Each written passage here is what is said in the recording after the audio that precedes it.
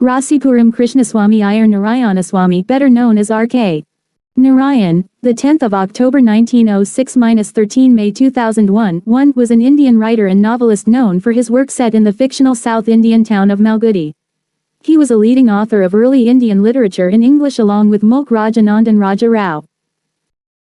Narayan's mentor and friend Graham Greene was instrumental in getting publishers for Narayan's first 4 books, including the semi-autobiographical trilogy of Swami and Friends, The Bachelor of Arts and The English Teacher. The fictional town of Malgudi was first introduced in Swami and Friends.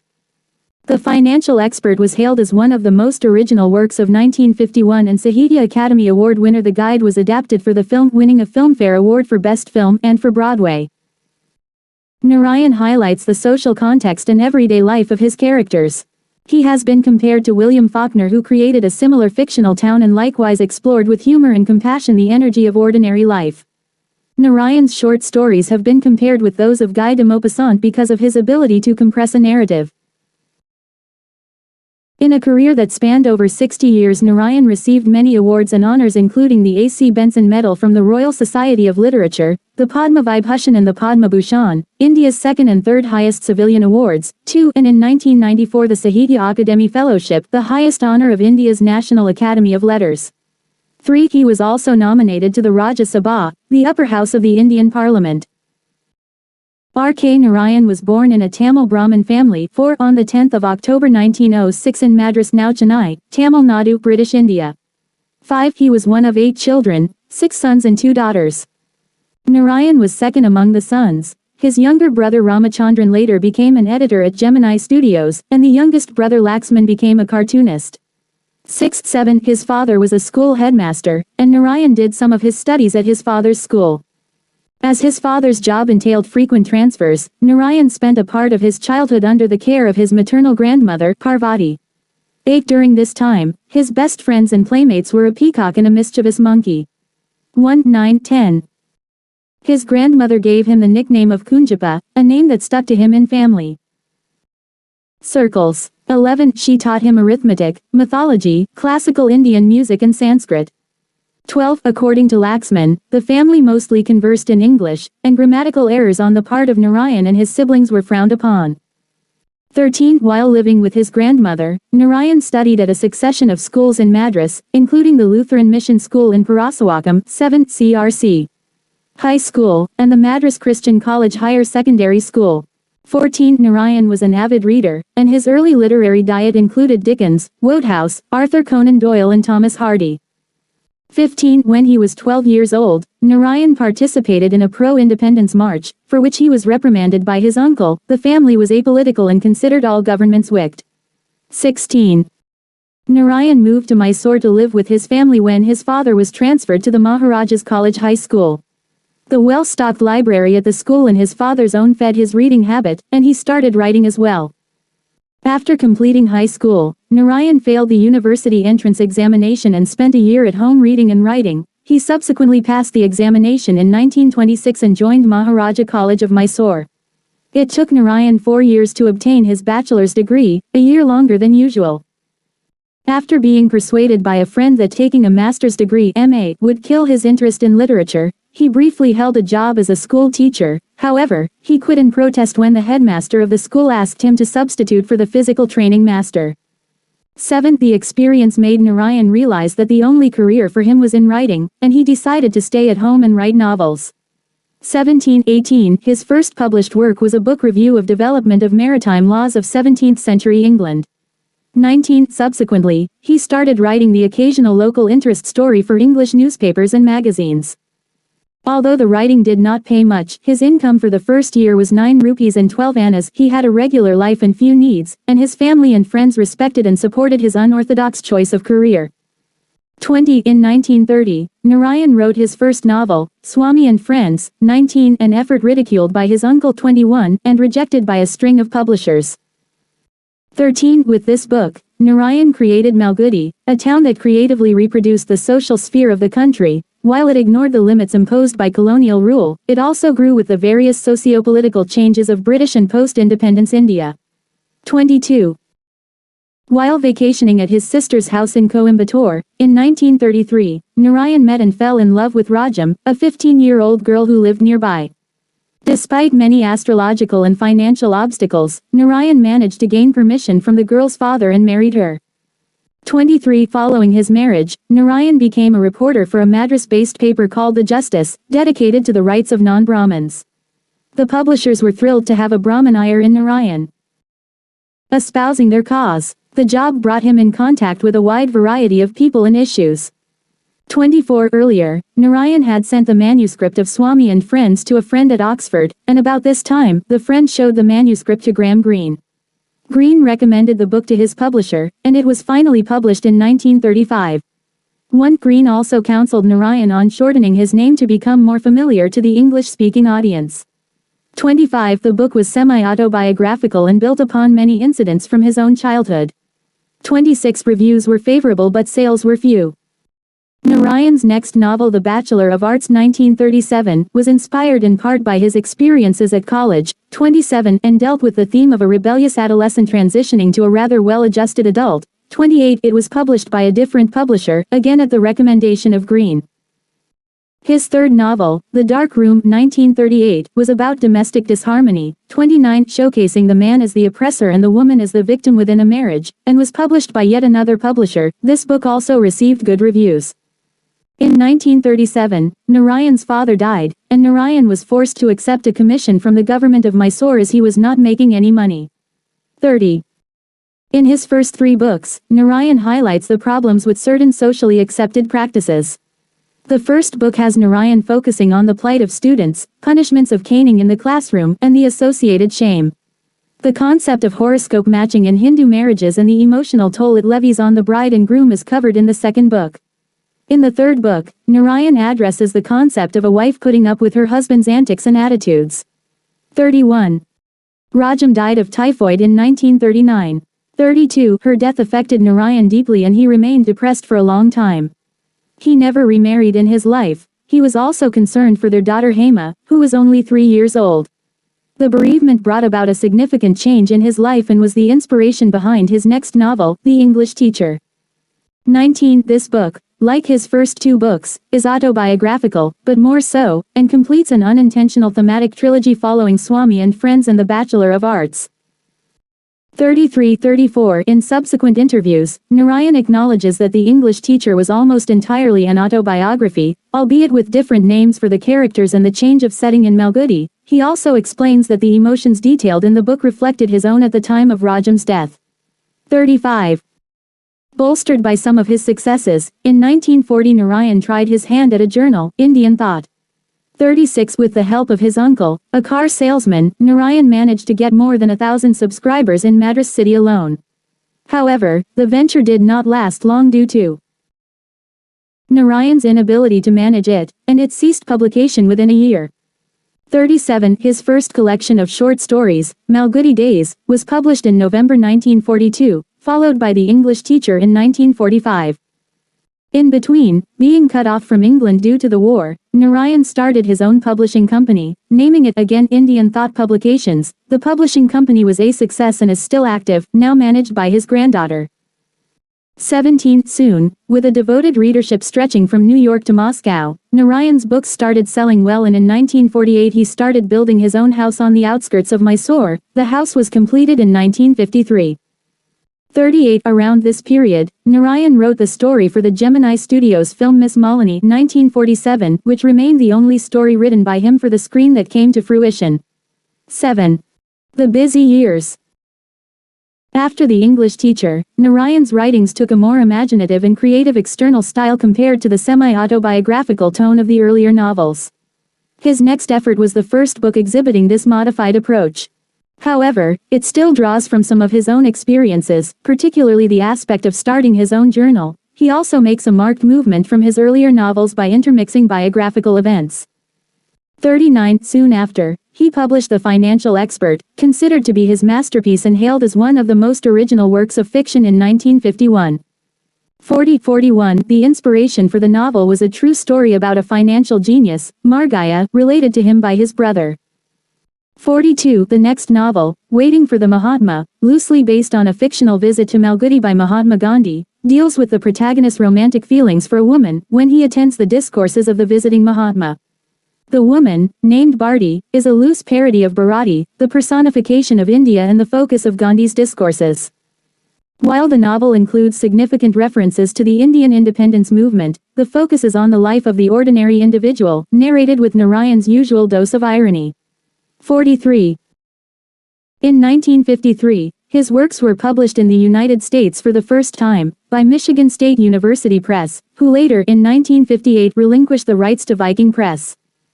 44. While Narayan's writings often bring out the anomalies in social structures and views, he was himself a traditionalist. In February 1956, Narayan arranged his daughter's wedding following all orthodox Hindu rituals.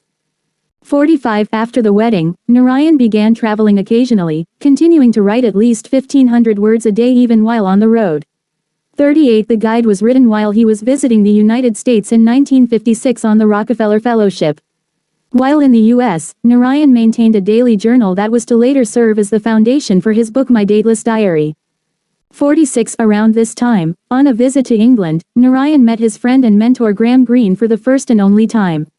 32. On his return to India, the guide was published. The book is the most representative of Narayan's writing skills and elements, ambivalent in expression, coupled with a riddle-like conclusion. 47. The book won him the Sahitya Akademi Award in 1960. 48. Occasionally, Narayan was known to give form to his thoughts by way of essays, some published in newspapers and journals, others not. Next Sunday, 1960, was a collection of such conversational essays, and his first work to be published as a book. 49. Soon after that, My Dateless Diary, describing experiences from his 1956 visit to the United States, was published. Also included in this collection was an essay about the writing of the guide. 46. Narayan's next novel, The Man-Eater of Malgudi, was published in 1961. The book was reviewed as having a narrative that is a classical art form of comedy, with delicate control. 44. After the launch of this book, the restless Narayan once again took to traveling, and visited the US, 17, and Australia. He spent 3 weeks in Adelaide, Sydney and Melbourne giving lectures on Indian literature. The trip was funded by a fellowship from the Australian Writers Group. 51. By this time Narayan had also achieved significant success, both literary and financial.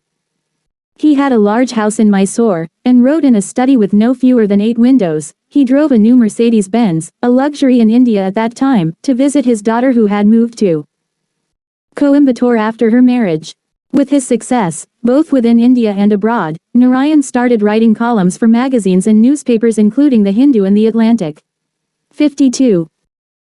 In 1964, Narayan published his first mythological work, Gods, Demons and Others, a collection of rewritten and translated short stories from Hindu epics. Like many of his other works, this book was illustrated by his younger brother R. K. Laxman. The stories included were a selective list, chosen on the basis of powerful protagonists, so that the impact would be lasting, irrespective of the reader's contextual knowledge. 53. Once again, after the book launch, Narayan took to traveling abroad.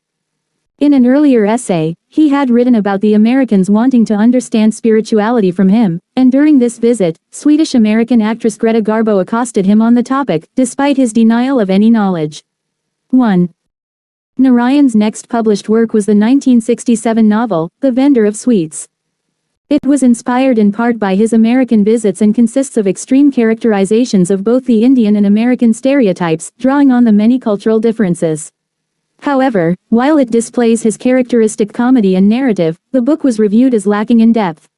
54. This year, Narayan traveled to England, where he received the first of his honorary doctorates from the University of Leeds. 55. The next few years were a quiet period for him. He published his next book, a collection of short stories, A Horse and Two Goats, in 1970.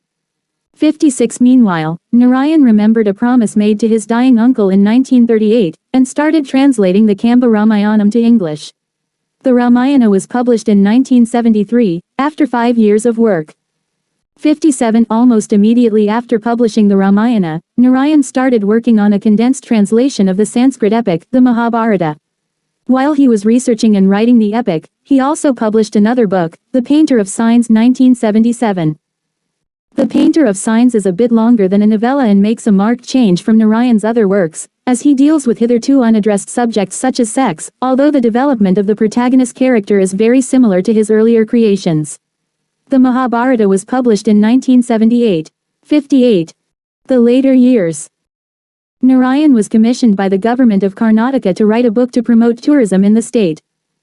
The work was published as part of a larger government publication in the late 1970s. 59. He thought it deserved better, and republished it as the Emerald Root Indian Thought Publications, 1980. 60. The book contains his personal perspective on the local history and heritage, but being bereft of his characters and creations, it misses his enjoyable narrative. 50. The same year, he was elected as an honorary member of the American Academy of Arts and Letters and won the A.C. Benson Medal from the Royal Society of Literature. 61. Around the same time, Narayan's works were translated to Chinese for the first time. 62. In 1983, Narayan published his next novel, A Tiger for Malgudi, about a tiger and its relationship with humans. 63. His next novel, Talkative Man, published in 1986, was the tale of an aspiring journalist from Malgudi. 64. During this time, he also published two collections of short stories, Malgudi Days 1982, a revised edition including the original book and some other stories, and Under the Banyan Tree and Other Stories, a new collection. 65. In 1987, he completed A Writer's Nightmare, another collection of essays about topics as diverse as the caste system, Nobel Prize winners, love, and monkeys. The collection included essays he had written for newspapers and magazines since 1958. 66-67. Living alone in Mysore, Narayan developed an interest in agriculture. He bought an acre of agricultural land and tried his hand at farming. 68. He was also prone to walking to the market every afternoon, not so much for buying things, but to interact with the people. In a typical afternoon stroll, he would stop every few steps to greet and converse with shopkeepers and others, most likely gathering material for his next book. 69. In 1980, Narayan was nominated to the Rajya Sabha, the upper house of the Indian Parliament, for his contributions to literature. 70. During his entire six-year term, he was focused on one issue, the plight of school children, especially the heavy load of school books and the negative effect of the system on a child's creativity, which was something that he first highlighted in his debut novel, Swami and Friends. His inaugural speech was focused on this particular problem, and resulted in the formation of a committee chaired by Professor Yash Pal, to recommend changes to the school educational system. 71. In 1990, he published his next novel, The World of Nagaraj, also set in Malgudi. Narayan's age shows in this work as he appears to skip narrative details that he would have included if this were written earlier in his career. 72. Soon after he finished the novel, Narayan fell ill and moved to Madras to be close to his daughter's family. 68. A few years after his move, in 1994, his daughter died of cancer and his granddaughter Bhuvaneswari Mini started taking care of him in addition to managing Indian Thought Publications. 117. Narayan then published his final book, Grandmother's Tale. The book is an autobiographical novella, about his great-grandmother who traveled far and wide to find her husband, who ran away shortly after their marriage. The story was narrated to him by his grandmother, when he was a child. 73. During his final years, Narayan, ever fond of conversation, would spend almost every evening with N. Ram, the publisher of The Hindu, drinking coffee and talking about various topics until well past midnight. 74. Despite his fondness of meeting and talking to people, he stopped giving interviews. The apathy towards interviews was the result of an interview with Time, after which Narayan had to spend a few days in the hospital, as he was dragged around the city to take photographs that were never used in the article. 36. In May 2001, Narayan was hospitalized. A few hours before he was to be put on a ventilator, he was planning on writing his next novel, a story about a grandfather. As he was always very selective about his choice of notebooks, he asked N. Ram to get him one. However, Narayan did not get better and never started the novel. He died a few days later on the 13th of May 2001, in Chennai. At the age of 94. 1475. Literary review. Writing style. Narayan's writing technique was unpretentious with a natural element of humor about it. 76. It focused on ordinary people, reminding the reader of next-door neighbors, cousins and the like, thereby providing a greater ability to relate to the topic.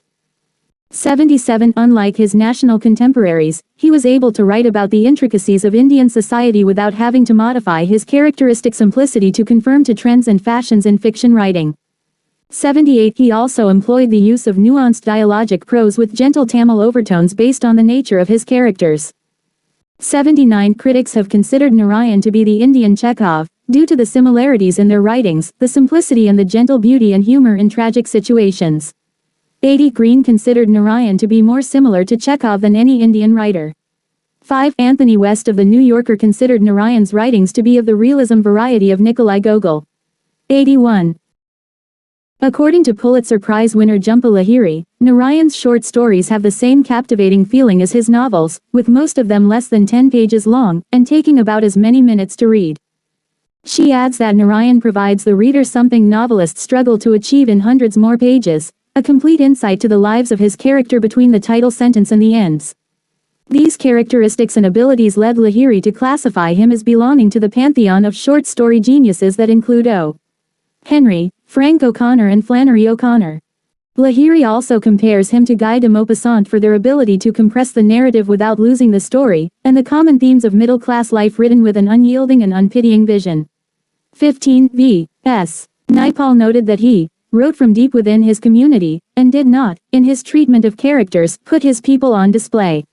16. Critics have noted that Narayan's writings tend to be more descriptive and less analytical, the objective style, rooted in a detached spirit, providing for a more authentic and realistic narration. 82. His attitude, coupled with his perception of life, provided a unique ability to fuse characters and actions. 83. And an ability to use ordinary events to create a connection in the mind of the reader. 84. A significant contributor to his writing style was his creation of Malgudi, a stereotypical small town, where the standard norms of superstition and tradition apply. 85. Narayan's writing style was often compared to that of William Faulkner since both their works brought out the humor and energy of ordinary life while displaying compassionate humanism. 86. The similarities also extended to their juxtaposing of the demands of society against the confusions of individuality. 87. Although their approach to subjects was similar, their methods were different. Faulkner was rhetorical and illustrated his points with immense prose while Narayan was very simple and realistic, capturing the elements all the same. 88. Malgudi is a fictional town located in Agumbe situated in the Shivamogga district of the Indian state of Karnataka in the novels and short stories of R. K. Narayan. It forms the setting for most of Narayan's works. Starting with his first novel, Swami and Friends, all but one of his 15 novels and most of his short stories take place here. Malgudi was a portmanteau of two Bengaluru localities Malshwara and Basavanagudi. Narayan has successfully portrayed Malgudi as a microcosm of India. Malgudi was created, as mentioned in Malgudi Days, by Sir Frederick Lawley, a fictional British officer in the 19th century by combining and developing a few villages. The character of Sir Frederick Lawley may have been based on Arthur Lawley, the governor of Madras in 1905. But now MP of Shimoga Lok Sabha constituency has requested Indian Railways to rename Arasalu Railway Station, a small station on Shimoga-Talaguppa railway line, to Malgudi Railway Station. Malgudi is located on the banks of the fictional river Sarayunadu, near the also fictional Mempi forest, on border of the states of Mysore and Madras and a few hours away from Madras. 3.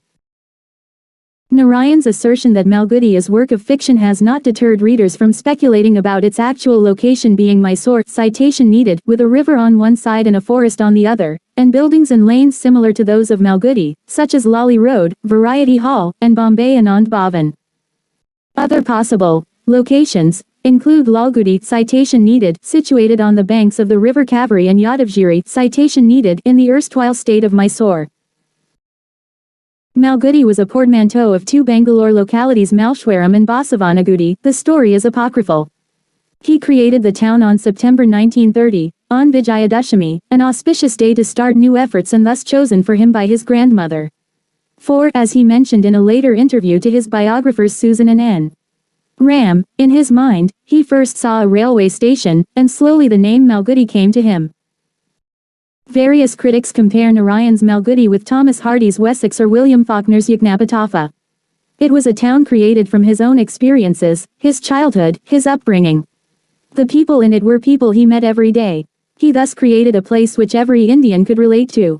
A place where, in the words of Graham Greene from the introduction to The Financial Expert, you could go into those loved and shabby streets and see with excitement and a certainty of pleasure a stranger approaching past the bank, the cinema, the hair-cutting saloon, a stranger who will greet us, we know, with some unexpected and revealing phrase that will open the door to yet another human existence. Malgudi is a fictional fully urban town in southern India, conjured by Narayan. 89 He created the town in September 1930, on Vijayadashami, an auspicious day to start new efforts and thus chosen for him by his grandfather. 90 As he mentioned in a later interview to his biographers Susan and N. Ram, in his mind, he first saw a railway station, and slowly the name Malgudi came to him. 91 The town was created with an impeccable historical record, dating to the Ramayana days when it was noted that Lord Rama passed through. It was also said that the Buddha visited the town during his travels. 92 While Narayan never provided strict physical constraints for the town, he allowed it to form shape with events in various stories, becoming a reference point for the future. 93 Dr. James M. Fennelly, a scholar of Narayan's works, created a map of Malgudi based on the fictional descriptors of the town from the many books and stories. 15. Malgudi evolved with the changing political landscape of India. In the 1980s, when the nationalistic fervor in India dictated the changing of British names of towns and localities and removal of British landmarks, Malgudi's mayor and city council removed the long-standing statue of Frederick Lawley, one of Malgudi's early residents. However, when the historical societies showed proof that Lawley was strong in his support of the Indian independence movement, the council was forced to undo all their earlier actions. 94 A good comparison to Malgudi, a place that Greene characterized as more familiar than Battersea or Euston Road, is Faulkner's Ygnapatawpha County. 86 Also, like Faulkner's, when one looks at Narayan's works, the town gets a better definition through the many different novels and stories. 95. Narayan first broke through with the help of Graham Greene who, upon reading Swaminathan and Tate, took it upon himself to work as Narayan's agent for the book. He was also significant in changing the title to the more appropriate Swami and Friends, and in finding publishers for Narayan's next few books. While Narayan's early works were not commercial successes, other authors of the time began to notice him. Somerset Maugham, on a trip to Mysore in 1938, had asked to meet Narayan, but not enough people had heard of him to actually affect the meeting. Maugham subsequently read Narayan's The Dark Room, and wrote to him expressing his admiration. 96-97 Another contemporary writer who took a liking to Narayan's early works was E. M. Forster, 98 An author who shared his dry and humorous narrative, so much so that Narayan was labeled the South Indian E. M. Forster by critics. 99 Despite his popularity with the reading public and fellow writers, Narayan's work has not received the same amount of critical exploration accorded to other writers of his stature. 100. Narayan's success in the United States came a little later, when Michigan State University Press started publishing his books. His first visit to the country was on a fellowship from the Rockefeller Foundation, and he lectured at various universities including Michigan State University and the University of California, Berkeley. Around this time, John Updike noticed his work and compared Narayan to Charles Dickens.